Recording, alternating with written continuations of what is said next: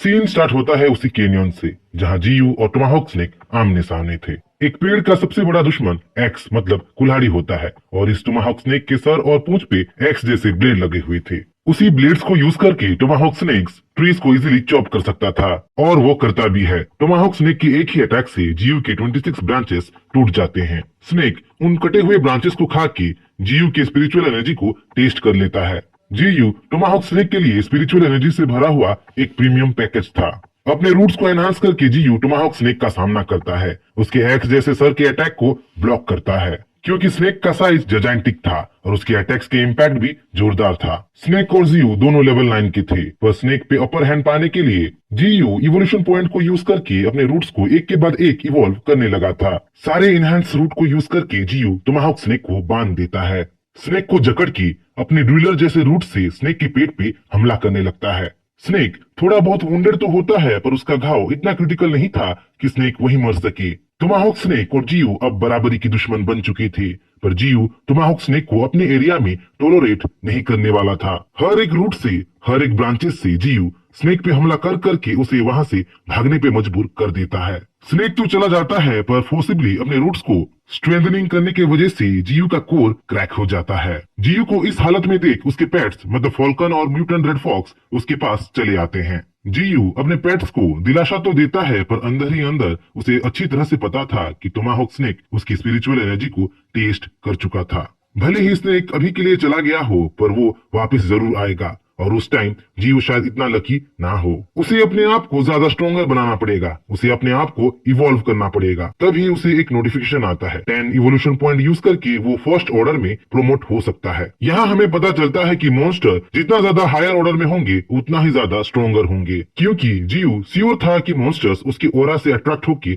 उसके एरिया में जरूर आएंगे, तो अपने आप को और ज्यादा स्ट्रॉन्गर बनाने के लिए वो अपने आप को प्रोमोट कर देता है। जीयू के फर्स्ट ऑर्डर में पहुंचते ही उसका ब्रोकन कोर हील हो जाता है, उसके टूटे फूटे ब्रांचेस भी उग जाते हैं, वो इवॉल्व हो जाता है। सिर्फ वही नहीं, उसके साथ उसके मॉन्स्टर्स भी इवॉल्व हो जाते हैं। जहां उसके 8 ठो पेरिग्रिंज फॉल्कन अब म्यूटेंट पेरिग्रिंज फॉल्कन में इवॉल्व हो चुके थे, वहीं लेवल 4 का म्यूटेंट रेड फॉक्स लेवल 7 में पहुंच चुका था। रेड फॉक्स से अब अलग ही एनर्जी इमिट हो रहा था। जीयू अपने फॉल्कन्स को पूरे एरिया में टोमाहॉक स्नेक को ढूंढने में लगा देता है और बुलेट की स्पीड से फॉल्कन उस टोमाहॉक स्नेक की स्काउटिंग करने चारों तरफ उड़ जाते हैं। फर्स्ट ऑर्डर में पहुंच के उसे न्यू स्किल्स भी मिले थे। वो अपने स्किल्स को देखने के लिए स्टार्टस विंडो खोलने ही वाला था कि उसे दूर से इंसानों की चीख सुनाई देती है। गौर से देखने पे पता चलता है कि 2 लड़कियों को कुछ मॉन्स्टर्स दौड़ा रहे थे। वो 2 लड़की वही थे जो कुछ टाइम पहले जीयू के पास आ चुके थे। ये सीन देख जीयू समझ जाता है कि ये सब उसकी वजह से हो रहा है। मॉन्स्टर्स उसके ओरा की वजह से उन लड़कियों को चेस कर रहे थे। मॉन्स्टर्स उसकी तरफ खींचे चले आ रहे थे। मॉन्स्टर्स को आते देख जीयू को और अपने एरिया को डिफेंड करने के लिए म्यूटेंट रेड फॉक्स और फॉल्कन्स मॉन्स्टर और लड़कियों के बीच कूद जाते हैं। दोनों तरफ से जंग छिड़ जाती है। जहाँ फॉल्कन्स अपने बुलेट जैसे स्पीड से मॉन्स्टर्स पे